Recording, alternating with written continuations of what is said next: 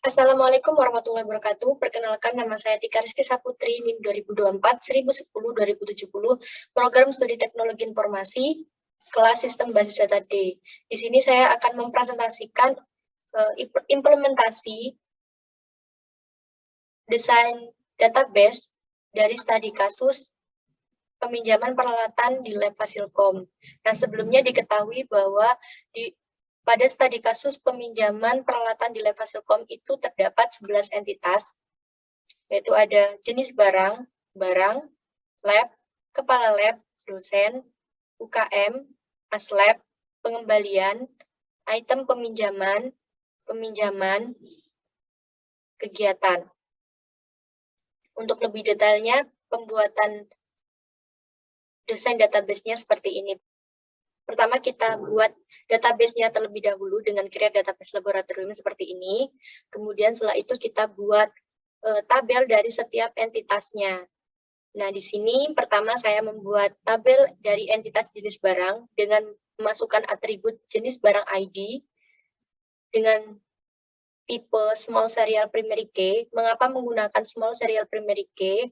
Agar ID tersebut dapat terinput secara otomatis. Atribut nama jenis barang dengan tipe data varchar. Setelah itu keterangan dengan tipe data teks. Nah, setelah itu dari nama jenis barang kita jadikan sebagai secondary UID dengan add constraint nama jenis barang seperti ini.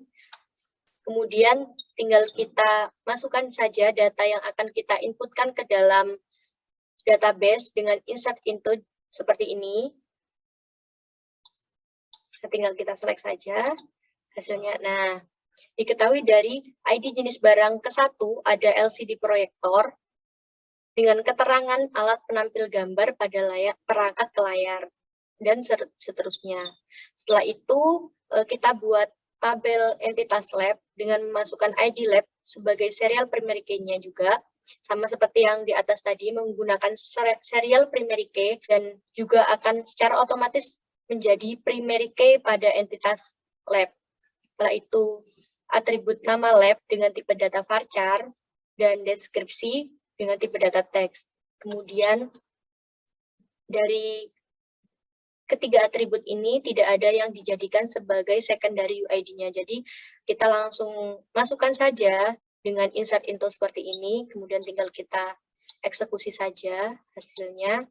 Nah, diketahui dari ID lab ketiga ada lab RPL dan seterusnya. Kemudian kita buat tabel entitas barang dengan memasukkan ID barang sebagai serial primary key dan atribut nomor seri dengan tipe data varchar, kemudian deskripsi dengan tipe data teks. Setelah itu kita jadikan nomor seri sebagai secondary UID dengan add constraint seperti ini. Nah, sebelumnya perlu diketahui bahwa entitas barang itu memiliki relation one-to-many terhadap jenis barang dan one-to-many terhadap lab. Jadi, pada entitas barang itu terdapat foreign key dari barang. Jadi, kita tambahkan atribut ID barang jenis barang dengan tipe data integer. Kemudian kita jadikan foreign key dengan add constraint seperti ini, yang seperti yang saya jelaskan tadi, bahwa barang itu memiliki relation one-to-many terhadap jenis barang, di mana one itu pada jenis barang dan many itu terhadap barang. Jadi referensinya itu dari entitas jenis barang dengan atribut ID jenis barang. Juga sama bahwa barang itu memiliki relation one-to-many terhadap lab. Kemudian tinggal kita inputkan saja data yang akan kita masukkan dengan insert into seperti ini dan tinggal kita eksekusi saja hasilnya. Nah, diketahui bahwa dari ID barang ke-1 dengan nomor seri 00111 itu ada mikrofon Yamaha warna hitam dengan ID barang dari jenis barang ke-1 dan ID barang dari lab 1. Seperti itu dan seterusnya. Kemudian kita buat tabel entitas dosen dengan menjadikan atribut ID dosen sebagai serial primary key dan nama dengan tipe data varchar dan NIP dengan tipe data varchar juga. Kemudian kita jadikan NIP sebagai secondary UID dari entitas tabel dosen. Setelah itu tinggal kita masukkan saja data yang akan kita inputkan ke dalam database dengan insert into seperti ini. Kemudian tinggal kita select, eksekusi hasilnya. Nah, diketahui dari di ID dosen kedua ada Pak Yanwar Nurdiansyah dengan NIP sekian, dan seterusnya seperti itu. Kemudian kita buat tabel entitas kepala lab dengan memasukkan atribut ID Kaleb dengan tipe data varchar dan nama Kaleb dengan tipe data varchar juga. Status juga sama menggunakan tipe data varchar. Kemudian tanggal mulai menggunakan tipe data date dan tanggal selesai menggunakan tipe data date. Setelah itu karena di sini tadi belum terdapat primary key, jadi kita jadikan dulu ID Kaleb sebagai primary key-nya dengan add constraint seperti ini. Kemudian juga perlu diketahui bahwa entitas Kaleb ini mempunyai relation one-to-many terhadap lab dan one-to-many terhadap dosen. Kemudian tinggal kita masukkan saja datanya yang akan kita masukkan ke dalam database dengan insert into seperti ini. Kemudian tinggal kita eksekusi seperti ini. Nah, diketahui bahwa dari ID Kaleb ke 11 itu ada Pak Ahmad Maghudi dengan statusnya yang masih aktif dan tanggal menjabat menjadi kepala lab dimulai tahun 2019, bulan 6 tanggal 15, dan tahun selesai menjabat menjadi kepala lab itu pada tahun 2020, bulan 6 tanggal 10, dengan ID lab dari Kaleb 1 dan ID lab dari dosen 1. Seperti itu, dan seterusnya.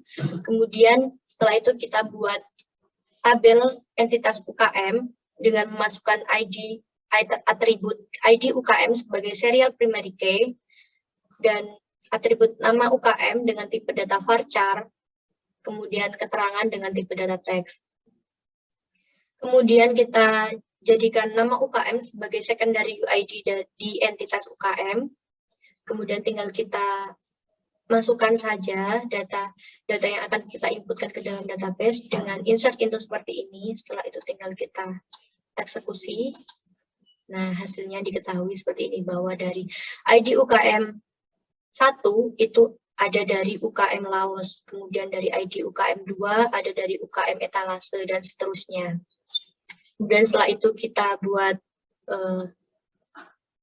tabel entitas kegiatan dengan memasukkan atribut ID kegiatan sebagai serial primary key, kemudian atribut nama kegiatan dengan tipe data varchar, kemudian atribut tanggal mulai dengan tipe data date, juga sama tanggal selesai dengan tipe data date, kemudian keterangan dengan tipe data teks. Setelah itu kita jadikan nama kegiatan, atribut nama kegiatan sebagai secondary UID dengan add constraint seperti ini. Setelah itu juga sama, perlu diketahui bahwa entitas kegiatan itu memiliki relation one-to-many terhadap UKM, di mana one itu pada UKM dan many itu pada kegiatan. Setelah itu tinggal kita masukkan saja datanya dengan insert itu seperti ini, kemudian tinggal kita eksekusi saja. Nah, diketahui bahwa dari ID kegiatan 1 ada kegiatan CTF yang dimulai dari tahun 2021 bulan 3 tanggal 25 dan diakhiri dari tahun 2021 bulan 4 tanggal 4 dengan ID kegiatan dari UKM 1 seperti itu, dan seterusnya.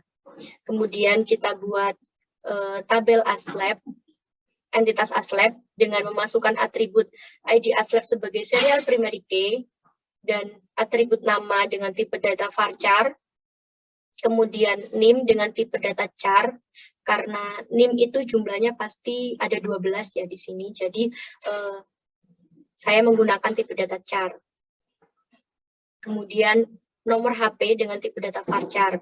Setelah itu kita jadikan NIM sebagai secondary UID pada entitas ASLAB dengan add constraint seperti ini. Juga sama, kita jadikan nomor HP sebagai secondary UID dari entitas ASLAB dengan add constraint seperti ini. Dan juga perlu diketahui bahwa ASLAB itu memiliki hubungan one-to-many terhadap lab, di mana one pada sisi lab dan many pada sisi ASLAB. Setelah itu tinggal kita masukkan saja datanya, kemudian tinggal kita eksekusi. Nah, seperti ini. Jadi diketahui bahwa dari ID lab ke-1 ada Nurziana Fetia Dewi dengan NIM sekian dan nomor HP sekian, itu dengan ID lab dari lab ke-3, seperti itu. Kemudian kita buat tabel entitas peminjaman dengan memasukkan atribut ID peminjaman sebagai serial primary key-nya, dan kita masukkan atribut tanggal pengajuan dengan tipe data date, juga sama tanggal persetujuan dengan tipe data date, dan tanggal keluar barang dengan tipe data date. Kemudian perlu diketahui juga bahwa di sini entitas peminjaman itu memiliki relation terhadap kegiatan, di mana one itu di sisi kegiatan dan many di sisi peminjaman. Juga sama, peminjaman juga memiliki relation one-to-many terhadap ASLAB, kemudian tinggal kita inputkan saja datanya yang akan kita masukkan ke dalam database dengan insert into seperti ini. Kemudian setelah itu tinggal kita eksekusi.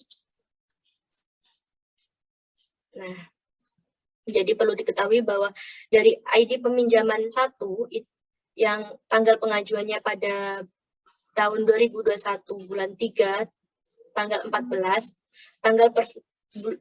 dan disetujui pada tahun 2021 bulan 3 tanggal 15, dan barang keluarnya pada tahun 2021 bulan 3 tanggal 25 dengan ID peminjaman dari kegiatan 1 dan ID peminjaman dari ASLAB 3. Kemudian kita buat tabel entitas pengembalian dengan memasukkan atribut ID pengembalian sebagai serial primary key dan juga atribut tanggal pengembalian dengan tipe data date. Setelah itu